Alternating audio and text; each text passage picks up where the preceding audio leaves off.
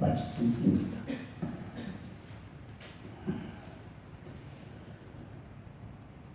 옆 사람과 먼저 인사를 할까요? 새해가 밝아왔습니다. 새해 복 많이 받으세요.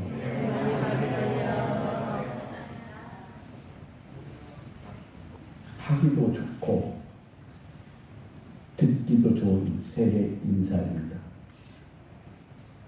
그런데 말이죠, 이보다 더 좋은, 더 큰 축복의 인사말을 오늘 저는 여러분에게 소개해드리고 싶습니다. 여러분 모두 새해는 복나무로 사세요. 아멘을 하셔야죠. 여러분, 이게 얼마나 좋은 말인지 아세요? 여러분에게 누가요 선물을 주는데 여러분 둘 중에 하나를 골라야 됩니다. 자, 여러분 어느 것으로 할 것인지 잘 생각해 보세요. 그 둘은요, 사과 한 상자가 있어요. 또 하나는 사과 묘목이 있습니다. 여러분 어느 것으로 하시겠습니까? 사과 한 상자로 하실래요? 사과 묘목으로 하실래요? 당장 생각하면 사과 한 상자가 우리에게 더 좋은 것 같습니다. 하지만 여러분 두고 우리에게 좋은 것은요, 사과 묘목입니다. 사과 나무입니다. 한 상자가 아니라 두 상자, 세 상자, 10상자, 아니 그 넘어 그 이상 계속해서 사과를 얻을 수 있기 때문입니다. 그래서 제가 여러분에게 새해 인사를 이렇게 드립니다. 새해에 여러분 복나무로 사세요. 이렇게만 된다고 하면 여러분은 두고두고 축복의 열매를 거둘 수 있습니다. 오늘 성경에 보면은 복나무 이야기가 나옵니다. 여러분, 복은 만드는 게 아니라 하나님께로부터 받는 거예요. 시편 2편은 150편 전체 시편의 관문과 같은 시입니다. 제일 먼저 나올 뿐만 아니라 제일 먼저 나왔다는 것은 제일 중요한 시라는 말이에요. 그래서 복 있는 사람은 과연 어떤 사람인지 노래하고 있습니다. 3절에 보면 나무 비유가 등장합니다. 그는 시냇가에 심은 나무가 철을 따라 열매를 맺으며 그 잎사귀가 마르지 아니함 같으니 그가 하는 모든 일이 다 형통하리로다. 여러분, 복 있는 사람은 마치 시냇가에 심은 나무와 같습니다. 시냇가에 심은 나무는 가뭄이 들어도 가뭄을 타지 않습니다. 계속 물이 공급되기 때문에 잎사귀가 마르지 않습니다. 풍성한 열매를 그러기에 주렁주렁 맺게 됩니다. 그와 같이 범사가 형통합니다. 시냇가에 심은 나무는 하나님께 붙어있는 성도를 말합니다. 그런 사람이 바로 복나무입니다. 축복의 열매를 주렁주렁 맺듯이 범사 형통의 복을 계속 받아 누립니다. 가뭄의 때가 되어도 물을 공급받듯이 고난과 역경 속에도 하나님의 은혜를 공급받아 싱싱한 나무처럼 그 영혼이 강건해집니다. 그렇게 되면요, 육신도 강건하고 범사가 잘 됩니다. 요한 3서 1장 2절에 말씀 그대로죠. 사랑하는 자여, 내 영혼이 잘됨 같이 내가 범사에 잘되고 강건하기를 내가 간구하노라. 마태복음 6장 33절에 그러지 너희는 먼저 그의 나라와 그 일을 구하라. 그리하면 이 모든 것을 너희에게 더하시리라. 그의 나라는 하나님의 통치고 그의 의는 하나님의 뜻입니다. 하나님의 통치를 받으며 그의 뜻을 추구하며 살면 무엇을 먹을까, 무엇을 마실까, 무엇을 입을까 염려하지 않아도 주님은 우리에게 자꾸 넘치게 주신다고 하는 주님의 약속의 말씀이에요. 여러분 기억하십시오. 복은 우리 스스로 만드는 게 아닙니다. 만복의 근원이 진 하나님이 주시는 것이고, 다시 말하면 우리가 하나님께로 받는 것이 복이에요. 여러분 고급 중국 식당에 가보셨습니까? 중국 식당에 가면요, 그 복복자를 거꾸로 붙여놓은 경우를 여러분 보셨겠죠. 왜 그렇게 했을까요? 여러 가지 설이기는 한데요, 하늘에서 복이 쏟아져 내려온다는 그런 뜻입니다. 막연하게나마 하나님이 복을 주신다는 사실을 인정하신다는 것을 우리가 알 수 있습니다. 우리 속담에 여러분 이런 말이 있습니다. 자빠져도 코가 깨진다. 일이 안 되려면요, 하는 모든 일이 잘 안 풀리고 뜻밖의 큰 불행이 생긴다는 말이에요. 이런 말도 있잖아요. 넘어져도 동전을 줍는다. 어떤 사람은 이러나 저러나 일이 잘 풀린다 그런 말이에요. 우리 사람들이 노력하는 것이 기본이긴 한데 그렇다고 노력대로 되는 게 아닙니다. 여러분 하나님이 복을 주어야 되고 우리는 하나님께로부터 여러분 복을 받아야 됩니다. 다윗은 이런 진리를 누구보다도 잘 알았던 사람이에요. 그는 시편 16편 2절에서 이렇게 노래합니다. 내가 여호와께 아뢰되 주는 나의 주님이시오니 주밖에는 나의 복이 없다 하였나이다. 그래서 성경은 복을 받으려면 만복의 근원 하나님을 가까이 한다 그렇게 강조하잖아요. 시편 73편 27절과 28절에 보니까 무릇 주를 멀리하는 자는 망하리니 음료같이 주를 떠난 자를 주께서 다 멸하셨나이다. 하나님께 가까이 하면 내게 복이라. 아멘. 하나님을 가까이 하게 복이래요. 그러므로 하나님께 꼭 붙어있는 사람이 복남가 되는 거예요. 여러분 하나님의 자녀가 그런 존재가 될 수 있습니다. 그래서 오늘 성경에 보면 복 있는 사람의 모습을 묘사하는 내용을 보면 우리가 잘 알 수 있죠. 여러분 먼저 1절을 보세요. 하나님 대신 엉뚱하게 세상에 악한 자들 가까이 오면 그 사람은 여러분 복 있는 사람 될 수 없습니다.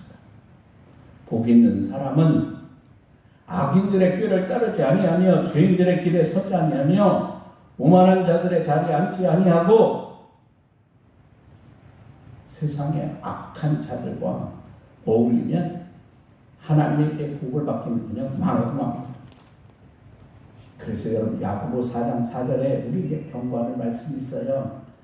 그런즉 누구든지 세상과 보시되고자 하는 자는 스스로 하나님과 원수가 되는 것이라. 오늘 본문 여러분 2절과 3절 보세요. 오직 여호와의 율법을 즐거워하며 그의 율법을 주야로 묵상하는 도다. 그는 시냇가에 심은 나무가 철을 따라 열매를 맺으며 그 잎사귀가 마르지 아니함 같으니 그가 하는 모든 일이 다 형통하리로다. 아멘.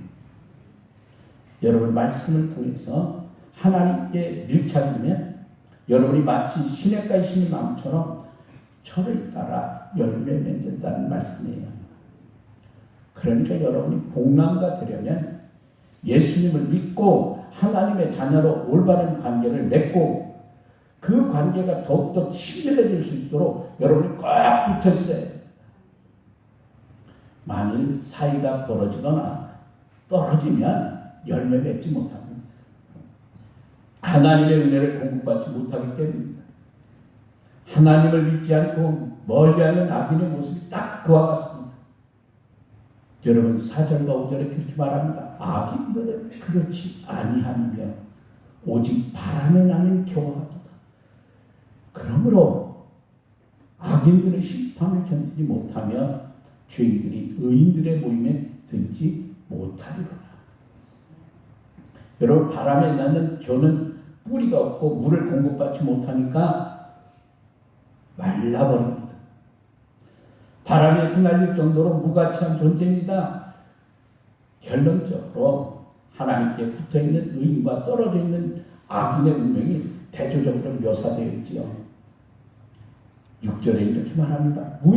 무릇 의인들의 길은 여호와께서 인정하시나 악인들의 길은 망한다는 거예요. 그러면 구체적으로 여러분 무엇을 통하여 우리가 하나님께 붙어 있을 수 있을까요? 말씀과 기도를 통해서, 그리고 여러분이 교회를 통해서 하나님께 여러분이 붙어 있을 수 있습니다. 어느 가정의 아이들이 사춘기에 접어들어 말을 잘 듣지 않는 거예요. 어머니가 이런저런 방법을 다 써도 해결되지 않아서 고민하다가 엄마가 지혜가 떠올랐어요. 말씀을 활용하기로 합니다. 그래서 아이들에게 너희들 기분 좋을 때 하루에 10분만 달라 설득을 했어요. 그래가지고 그 시간에 성경을 읽으며 각자 느낀 점을 말해보라 했는데 그것이 중요했어요.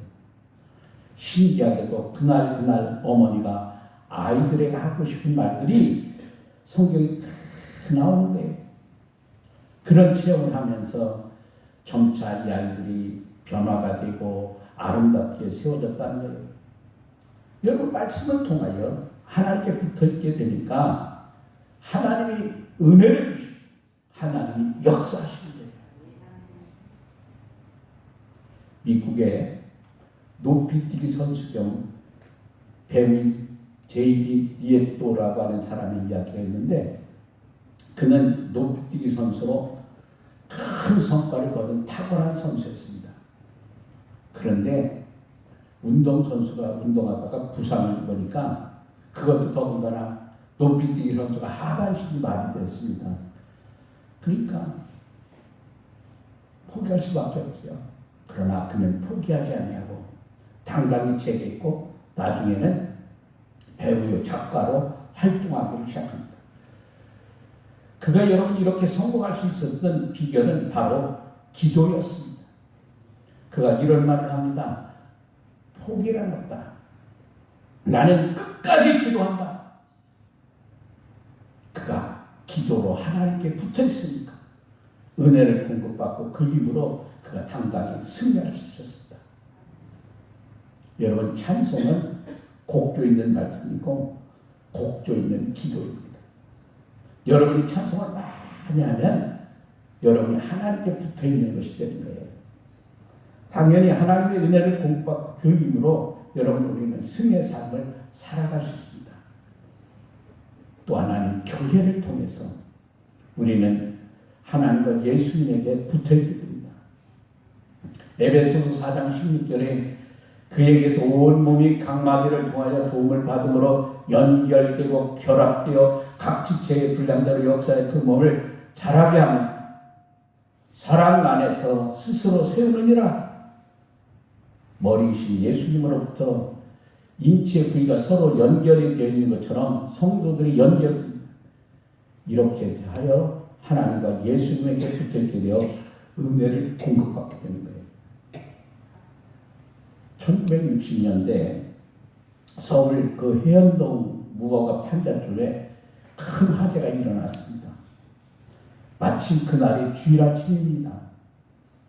근처 교회 예배 시간인데 경찰관들이 교회로 몰려다녔습니다. 아무개 성도를 찾으러 왔다는 거예요. 목사님이 경찰들을 향해 소리칩니다. 아니 일제 강점기도 안 그랬는데 어떻게 예배 시간에 교인을 잡아가느냐? 나중에 알고 보니까 보호하기 위해서 왔다는 거예요. 다른 주민들은 화재를 진압하고 가재도고 한 개라도 건지려고 그 잿더미를 뒤지면서 아우성인데 아무개 성도만 보이지 않는다는 거예요. 그러니까 동네 사람들이 이 사람이 방화범이 틀림없다 오해를 했고 주민들이 그를 자꾸 난리가 났습니다. 주일날이라 이 사람이 교회 간 건데 어이없는 일이 일어난 거죠. 만일 아무것도 모르고 이가 판자촌에 들어가면 주민들에게 맞아 죽을 것 같아가지고 경찰들이 보호하려고 그랬다는 거예요. 예배 후에 목사님이 경찰서로 찾아가서 교회에서 보호할 테니까 풀어달라 요청을 해가지고 교회로 데려왔습니다. 그리고 다음 주일날 전 교인 앞에 목사님이 광고했습니다. 각 가정에서 가재 도구 중에 한 개씩만이라도 가져오라는 거예요. 하다못해 수저라도 가져오라 그랬더니 수백 명의 교인들이 너도 나도 별걸 가지고 없는 게 없이 한 살림을 탁 장만하게 됐습니다. 그는 감격한 나머지 눈물을 흘립니다. 그러면서 이렇게 고백합니다. 교회가 이렇게 좋은 줄 예전엔 미처 몰랐어요. 나중에 더 놀라운 일이 일어났는데요. 서울시에서 이재민을 위해 집을 마련해 준 거예요. 요즘으로 말하면 임대 아파트를 제공해 준 거죠. 여러분 기적 같은 일이 일어났습니다. 무허가 판잣집에 거주하다가 이제 새 집에 들어가서 당당하게 살게 되었으니 꿈이냐 이게 생시냐 할 정도가 됩니다. 여러분 한 성도가 교회에 붙어 있으니까 하나님이 그 성도를 보호하시고 신기한 방법으로 생각지도 못한 방법으로 하나님은 그를 축복해 주셨던 거예요. 여러분 새해 소원이 무엇이세요? 여러분 새해 소원이 무엇입니까? 복 많이 받는 걸까요? 여러분 많이 받으세요. 그런데 여러분 그보다 더 좋은 게 있어요. 여러분 모두가 아예 복나무가 되셔야 됩니다. 하나님께 꼭 붙어있는 복나무. 아무쪼록 새해는 아니 남은 인생 내내 여러분이 복을 많이 받으려고 하기보다 여러분이 복나무가 되셔서 하나님의 은혜 가운데 축복의 열매를 주렁주렁 많이 맺는 살아가는 성도 여러분 모두가 되시기를 바랍니다. 하나님은 여러분을 사랑하십니다. 기도하겠습니다. 하나님 말씀대로 살겠습니다. 기도하며 살겠습니다. 찬송하며 살겠습니다. 교회에 붙어있는 복나무가 되겠습니다. 오늘의 주신 말씀 그저 듣고 끝나는 것이 아니라 우리의 삶으로 믿음으로 적용하여 오늘 예배하는 우리 모두가 하나님 나 자신뿐만 아니라 다른 사람에게 선한 영향을 끼치는 복나무의 인생들이 되게 하옵소서. 우리를 사랑하신 예수님의 귀하신 이름으로 기도합니다. 아멘.